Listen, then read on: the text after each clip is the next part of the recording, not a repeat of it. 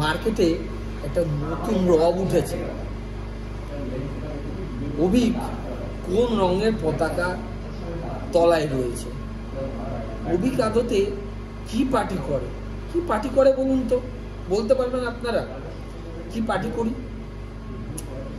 তলায় তলায় না, আমার মনে হয় অভিক একটা পার্টি তৈরি করে ফেলেছে। বলতে পারবেন কি পার্টি? দাঁড়ান দেখাই। অন্য কোনো পতাকা না, কোনো রঙের পতাকা না, কিন্তু এটা কিন্তু টোটালি আলাদা। এটা হচ্ছে ওয়েলফিনিটি অ্যান্ড স্পোর্টস ডেভেলপমেন্ট কাউন্সিল। এই একটা পার্টি গঠন করে ফেলেছে। এটা পার্টিও বলতে পারেন, কিংবা একটি মানুষের পরিষেবার জন্য একটি সংগঠনও বলতে পারেন, যেখানে বিভিন্ন ডাক্তাররা যুক্ত রয়েছে, বিভিন্ন ফিজিওথেরাপিস্টরা যুক্ত রয়েছে, বিভিন্ন নিউট্রিশনিস্ট, বিভিন্ন এক্সারসাইজ এক্সপার্টাইজ এবং বিভিন্ন স্পোর্টস পার্সনরা যুক্ত রয়েছে। মানুষকে সঠিক গাইডেন্সের মাধ্যমে, যাতে মানুষ এখনকার দিনে খুব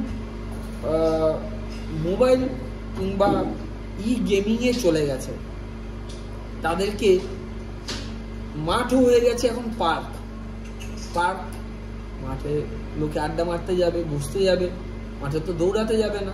তাহলে কি করছে অভিক?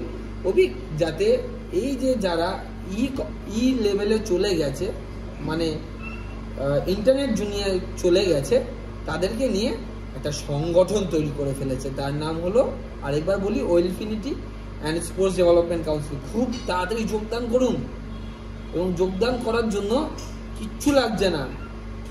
একটি গভর্নমেন্ট প্রুফ, আইডি প্রুফ এবং 2 copy photo with attested sign.